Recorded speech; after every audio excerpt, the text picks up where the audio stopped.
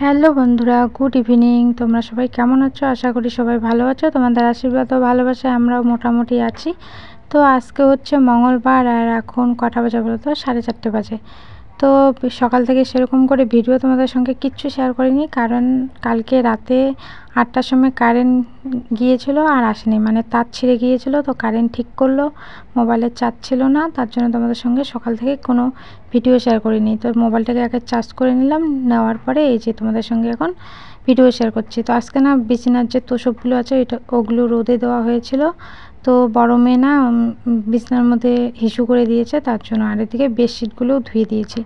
তারপরে এদিকে দেখো ঘরটাকেও গুছিয়ে নিচ্ছে, কারণ এই যে কাপড় জামাগুলো এনে এখানে পালা করে রাখা হয়েছিল, এগুলো এখন ভাঁজ করে রেখে দেবো। তো প্রতিদিন তো তোমাদের সঙ্গে সকাল থেকেই ভিডিও শুরু করি, কিন্তু আজকে ভাবলাম যে না, বিকেলে কি করি না করি ওগুলোই তোমাদের সঙ্গে চলো শেয়ার করি। আর এই কাজগুলো করতে করতে হয়তো আমার মেয়ে দুটোকে একটু সময় কম দেওয়া হচ্ছে, তার জন্য অনেকে অনেক কথা বলছে যে কেমন মা, বাচ্চাকে সময় দিতে পারে না, মানে অনেক কিছু শুনতে হচ্ছে।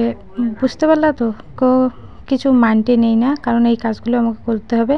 মা কোনো দিন কি বাচ্চাদের খবর না নেয়? তোমরাই বলো। যতই ব্যস্ততার মধ্যে থাকুক তবুও কিন্তু বাচ্চার খেয়াল রাখে, বাচ্চা কি করলো না করলো এটাই। কিন্তু আগের মতন হয়তো সময় দিতে পারছি না, কিন্তু যেটুকু দিচ্ছি ওদের তো খেয়াল, চান করা, খাওয়া সব কিছু তো আমাকেই করতে হয়। তাই বাকি মানুষ কী বললো সেটা কান না দিয়ে আমি আমার ফোকাসে কাজ করে যাই। আমি কারো কথা এখন গায়ে মাখি না, বাস এটাই।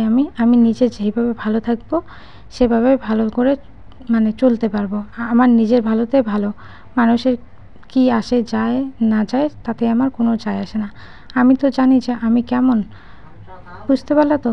তো অনেকে অনেক কথা বলে, কিন্তু বাড়ি এসে একবার দেখে যাও যে আমরা কোন পরিস্থিতিতে আছি, আমার মা কোন পরিস্থিতিতে আছে, আমি কোন পরিস্থিতিতে আছি, বা আমার পুরো ফ্যামিলি কোন পরিস্থিতিতে আছে। শুধু একবার এসে দেখে যাও, তাহলে হয়তো বুঝতে পারবে।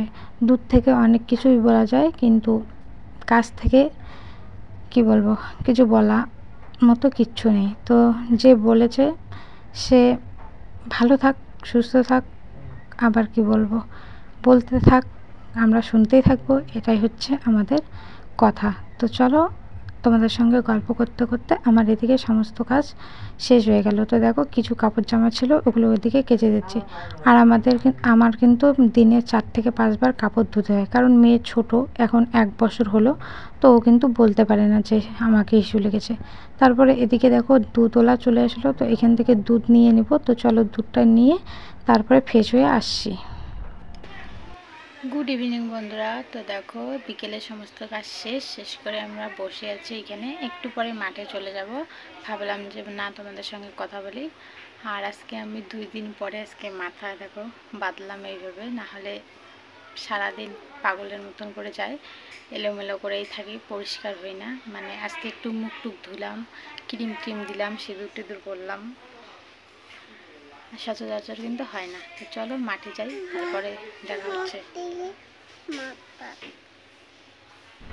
তারপরে এদিকে ঝিরিঝিরি বৃষ্টি পড়ছে, তো গরুটা ভিজে গেলে আবার রাতে মশা ধরবে, তার জন্য এদিকে গরুটাকে ঘরে যেয়ে রেখে দিচ্ছি। তো গরুটাকে ঘরে রেখে দেওয়ার পরে আমি এদিকে দেখো সন্ধ্যাবাতি দিয়ে নিলাম, আর তুলসী মন্দিরটা দেখো কত সুন্দর লাগছে। তারপরে এদিকে চলে আসলাম এই যে চা করতে। তো আমি রাগের মাথায় অনেক কিছু হয়তো বলে ফেলি, মাইন্ড করো না।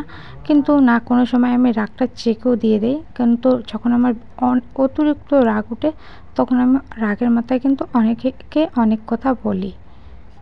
বন্ধুরা দেখো বাবা এদিকে বাজার করে নিয়ে এসেছে, এই যে কাঁচা লঙ্কা নিয়ে এসেছে, আর এই যে দেশি আলু ছোট ছোট, আর এই যে করলা, আর নিয়ে এসেছে পটল, পেঁয়াজ, তারপরে এগুলো হচ্ছে চিচিঙ্গা, আর এই যে ঝিঙা, এগুলো মনে হয় এনেছে। আর কিছু আছে না? আর কিছু নেই।